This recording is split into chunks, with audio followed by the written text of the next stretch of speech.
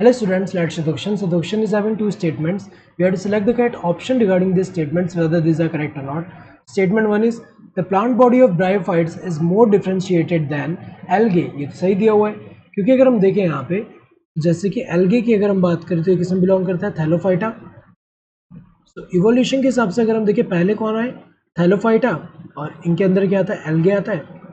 And इसके बाद क्या है, ब्रायोफाइटा है.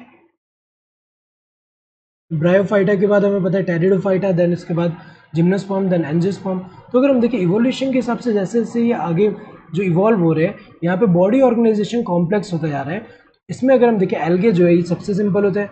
इनमें अगर हम देखें यूनिसेलुलर एल्गे भी देखने को मिल रहा है एंड मल्टीसेलुलर भी देखने को मिल रहा है. और मल्टीसेलुलर में भी अगर हम देखें जो बॉडी ऑर्गेनाइजेशन है बहुत सिंपल है यहाँ पे.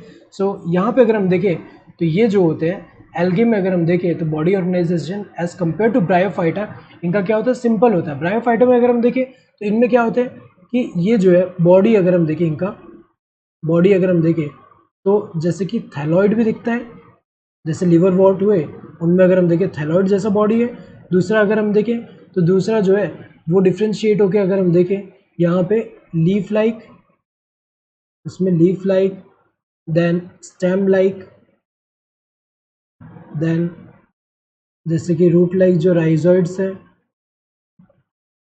तो ये सब बन रहे हैं. लेकिन ये भी अगर हम देखें तो एज़ कम्पेयर टू ये एल्गे, इनमें ये बॉडी ऑर्गेनाइजेशन अगर हम देखें ये ज़्यादा, ये बॉडी जो है ये मोर डिफ्रेंशिएटेड है ब्रायोफाइटा में. इसके बाद अगर हम टेरिडोफाइटा देखेंगे वो और डिफ्रेंशिएटेड है.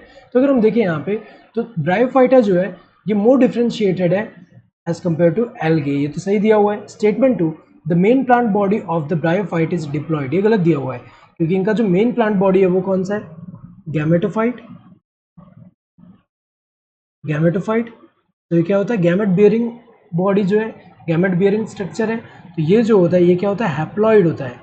ये क्या है, हैप्लॉइड है, मतलब सिंगल सेट ऑफ क्रोमोसोम्स होंगे इसमें. तो अगर हम देखें यहाँ पे गलत दिया कि डिप्लॉयड है, तो ये सही है, ये इनकरेक्ट है. बोथ स्टेटमेंट्स आर करेक्ट, तो ये तो गलत है, दोनों तो करेक्ट नहीं है, ये वाला इनकरेक्ट है. बोथ स्टेटमेंट्स आर इनकरेक्ट, गलत है, दोनों इनकरेक्ट नहीं है, ये वाला तो करेक्ट है. Statement 1 is correct and statement 2 is incorrect. ये जो है सही दिया हुआ है, स्टेटमेंट 1 करेक्ट है, स्टेटमेंट 2 इनकरेक्ट है. Statement 1 is incorrect and statement 2 is correct, गलत है. स्टेटमेंट 1 इनकरेक्ट नहीं है, करेक्ट है, एंड स्टेटमेंट 2 करेक्ट नहीं है, इनकरेक्ट है. So correct answer with this third one. Hope you understood the question. Thank you and all the best.